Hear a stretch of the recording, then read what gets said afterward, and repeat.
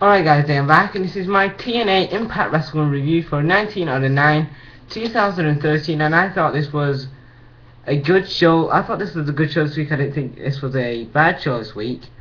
Well, I'm glad that TNA are focusing on, this is what I want to see from TNA. I want to see TNA focus on I want to see TNA build up Bound for Glory. I want to see TNA build Bound for Glory these next couple of months. I want them to not the next couple of these next couple of weeks, because we're only like 6 weeks maybe away from Bound for Glory. So these next 6 or 5 to 6 weeks going into Bound for Glory, I want them to have solid shows going into Bound for Glory, because basically Bound for Glory is their biggest show of the year, and I want TNA to build that pay-per-view as the, because that Bound for Glory is the TNA's like biggest pay-per-view of the year, and I want to see Bound for Glory has some good build. I don't want it to just be like a shit card, to be honest. So anyway, we open up Impact this week. We see this video from Magnus. He talks to the camera and said that he tells the cameraman he was so close to winning the BFG series.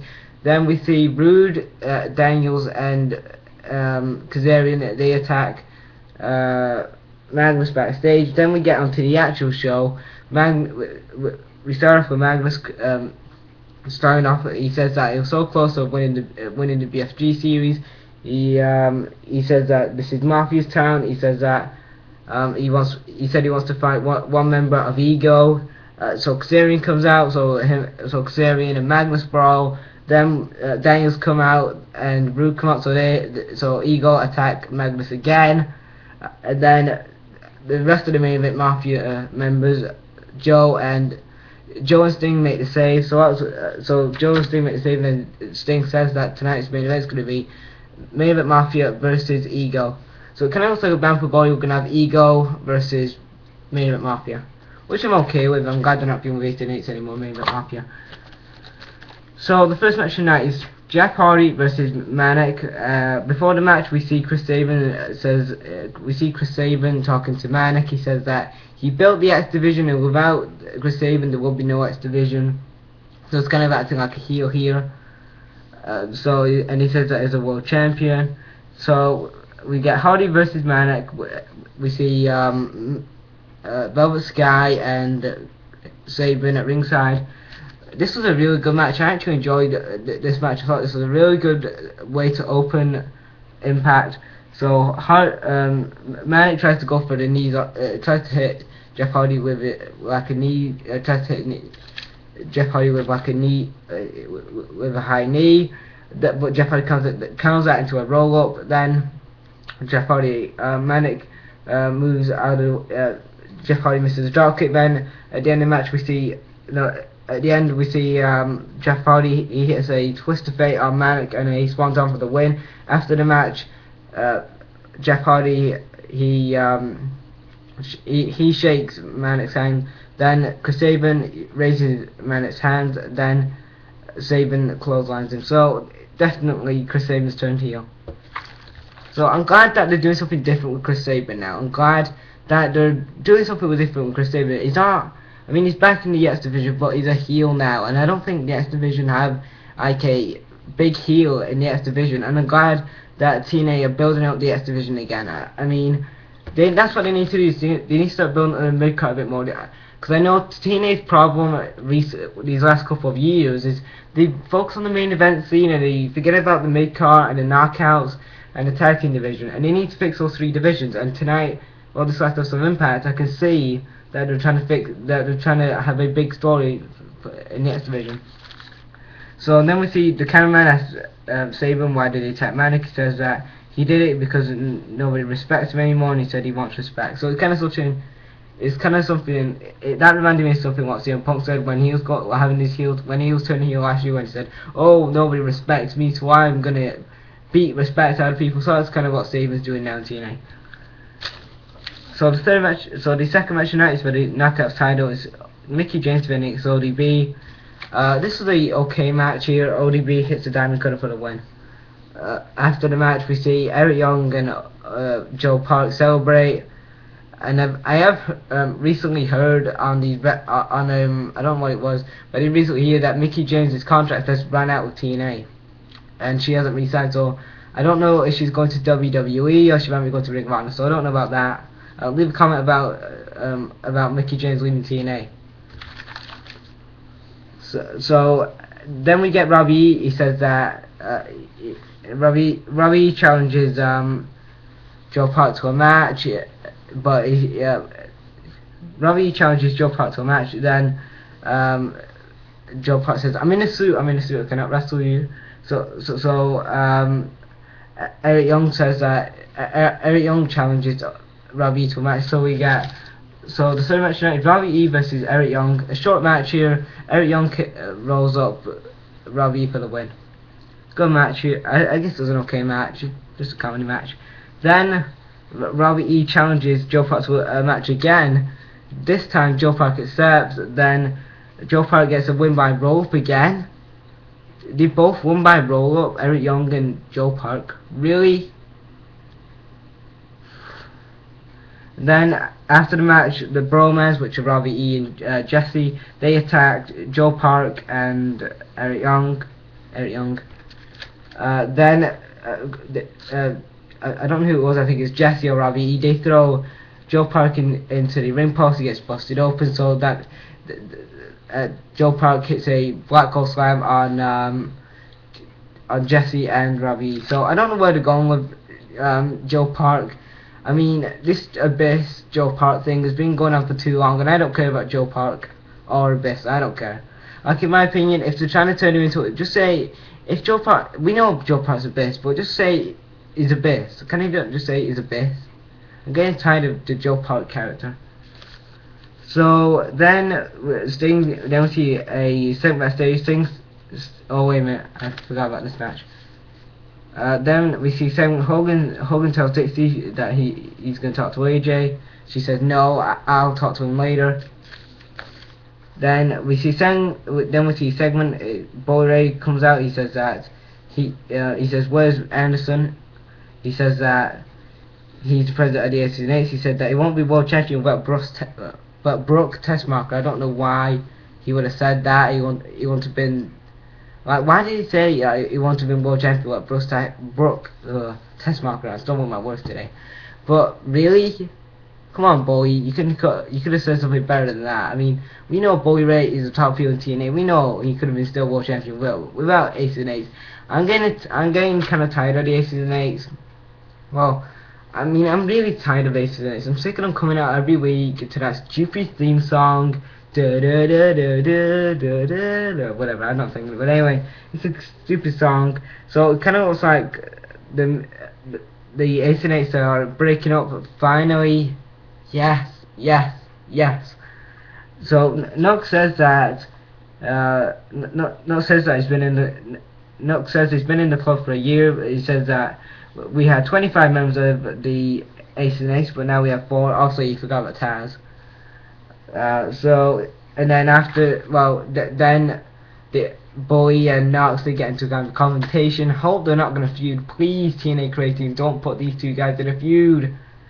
But anyway, it kind of looks like we're seeing the Ace and Eights break up. Yes. We're finally seeing the Ace and Eights break up. Thank God. And then what match? The 6th match of the night was. Oh, the 5th match of the night was. The 5th match of the night was supposed to be a tag team match. It was supposed to be Gunner and Storm versus Chavo and Hernandez. But Chavo says that he was injured. He said he's injured, and his doctor says that he's not medically cleared to compete. So definitely so it kind of looks like Chavo and Hernandez are turning heel. And they're probably going to feud with Storm and Gunner for the tag titles of Bound for Glory. Which I'm glad that the tag champions have a feud going into Bound for Glory, but Chavo and Hernandez, why do we have to always see that? Why do we always have to have Chavo and Hernandez always be known contenders for the tag titles? Can we not have somebody different, like Ego, like Daniels or Kazarian, or Rude and Daniels, somebody from Ego? TNA. TNA creative. So, but I'm glad that they're at least giving the tag team champions a few. So that's good. So we get Gunner versus Hernandez. This was an okay match. Your typical big guy match. It wasn't gonna last long. Hernandez hits a shoulder tackle. Then Gunner hits a backbreaker for the win. A backbreaker. Gunner has a backbreaker for the win. A backbreaker, really? Is that Gunner's finisher? Really?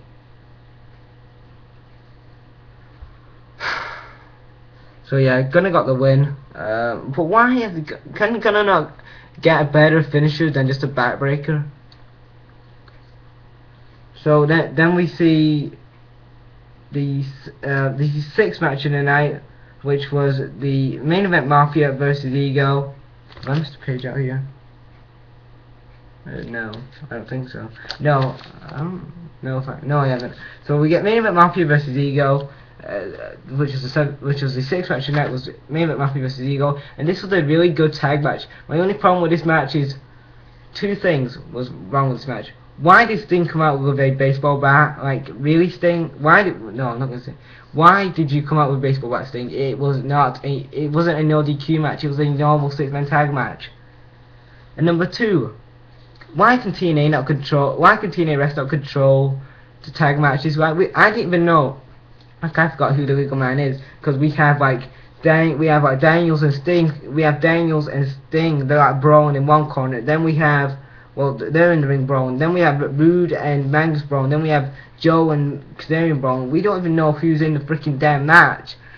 So I don't know who the legal man was in this damn match. It was supposed to be like Daniels and Sting at the end, but I remember Magnus and Rude getting the tag. They were the legal men in.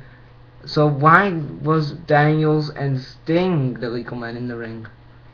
Very weird. But anyway, Joe hits a senton on Kazarian. Then Joe hits a suicide dive on I think Kazarian or Daniels. Then at the end we see Sting's trying to lock in Scorpion Deathlock on Daniels. But then Rude gets the baseball bat, tries to hit Sting, but Magnus takes the bump. He gets hit with the baseball bat, and then Rude pins Magnus. But so Ego go over here by Rude getting the win, which was pretty good here. I'm glad that Rude. I'm glad that Ego got some. Were the main event this week, got a main event tag match this week, which was good. But TNA needs to start controlling who's the legal man in the tag matches. Like, I'm confused. I didn't even know if it was Sting or Daniels or Kazarian or Joe or Magnus or Rude. I didn't even know who the legal man was in this match. But anyway, TNA, you need to start controlling that anyway. And then the last... Oh, wait a minute. Yeah. Then we see someone, AJ Styles comes out. He says that he's been in TNA 11 years. He says that Dixie Carter's dead, but Dixie Carter a wrestling company. AJ says that Dixie knows nothing about wrestling. Then Dixie says that she brings in MMA guys and fires great wrestlers like Jay Lethal and Alex Shelley. And this was a real good promo by AJ. I'm glad. I know people were saying, oh well, AJ Styles will cut good I know people saying, oh, AJ Styles and Dixie Carter didn't cut good promos. I know that the promo skills are not that good. I know that AJ Styles ain't the best mic worker, and we know Dixie Carter has some terrible mic skills. But this promo by AJ was really good, and I'm glad that he's improving on his mic skills. That's what I think AJ Styles really needs to improve on, is his mic skills. And that's what the thing that lets him down, is his mic skills. And then Dixie Carter comes out. She says that AJ Styles never she doesn't remember the last time he had a 5-star match. She said that the phenomenal one. She says that AJ Styles was never the phenomenal one. She says that was just an illusion. Then AJ says something about shoving a microphone up her. Whatever. She said something about microphone. Then she said, cut it off, cut his mic off. And end the show, switch the lights off and stuff like that. So so she's telling the cameraman to switch off his mic. So I know that it kind of looks like when CM Punk was doing that when he was doing that promo on Raw, when his mic got when you know he was doing that shoot promo when he was talking about WWE, but it's kind of similar like when CM Punk was doing that promo on Raw from a couple of years ago, when he was doing that, like when he was talking about things, what was bad about WWE and stuff.